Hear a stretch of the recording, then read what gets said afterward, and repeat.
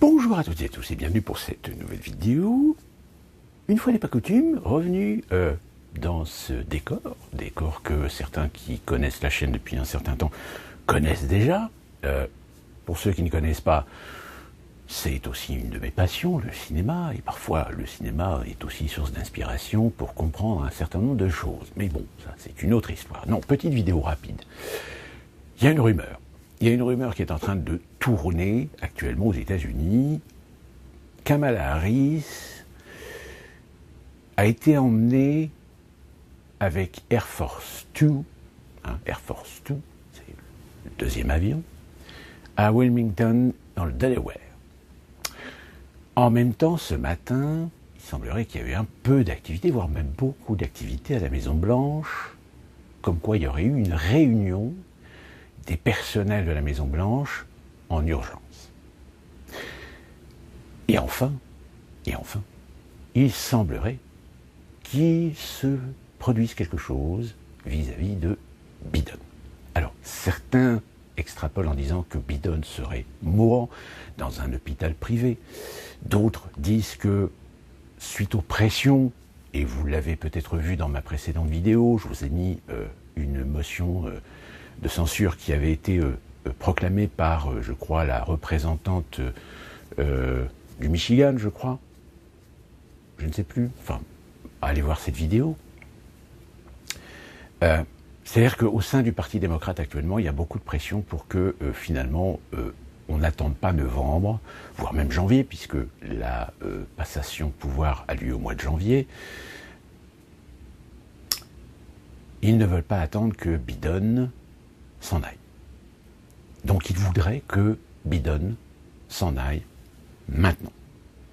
D'où, en effet, alors je répète, ce ne sont que des rumeurs pour l'instant, peut-être que ça se trouve, il ne va rien se passer.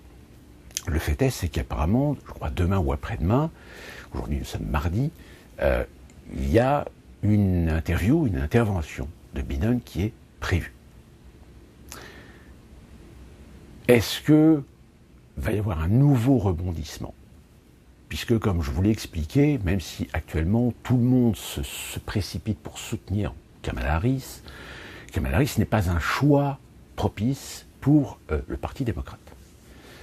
Or, vous le savez, le Parti démocrate, vous avez, comme chez les partis républicains, comme d'ailleurs souvent aussi même en France, vous avez des voix officielles et des voix dissidentes. Chez les dissidents, au niveau du Parti démocrate, certains veulent absolument sauver la Maison-Blanche. Et de fait, ils veulent faire en sorte que dans les plus brefs délais, on ait un nom, on ait un candidat. C'est-à-dire qu'en gros, ils ne veulent pas attendre 15 jours la DNC pour faire une annonce officielle. Ce qui veut dire qu'au sein du Parti démocrate, vous avez des gens qui sont actuellement dans les tranchées pour essayer de pousser Biden dehors. S'il pousse Biden dehors, ça veut dire que Kamala Harris, en tant que vice-présidente, eh bien, devient la nouvelle présidente, de facto. Ce qui, évidemment, ferait d'elle déjà d'office la première présidente femme issue de la diversité américaine.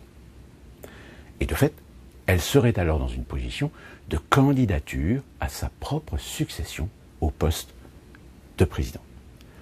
En sachant que si elle gagne, elle va avoir 4 ans, et vu qu'elle n'a fait que reprendre le flambeau, elle pourra, en 2031, se représenter, on est en 2024, donc en 2028, elle pourra se représenter pour un second mandat, si elle le souhaite. Donc voilà, en fait, peut-être une stratégie qui est d'accélérer les choses et d'assurer que Kamala Harris soit la candidate indiscutable. Qui plus est même avec derrière peut-être la pression de Barack Obama pour qu'elle, finalement, elle devienne ce dont elle était destinée de devenir en 2020, c'est-à-dire l'héritière, la successeur, de Joe Biden. Donc voilà où est-ce qu'on en est actuellement.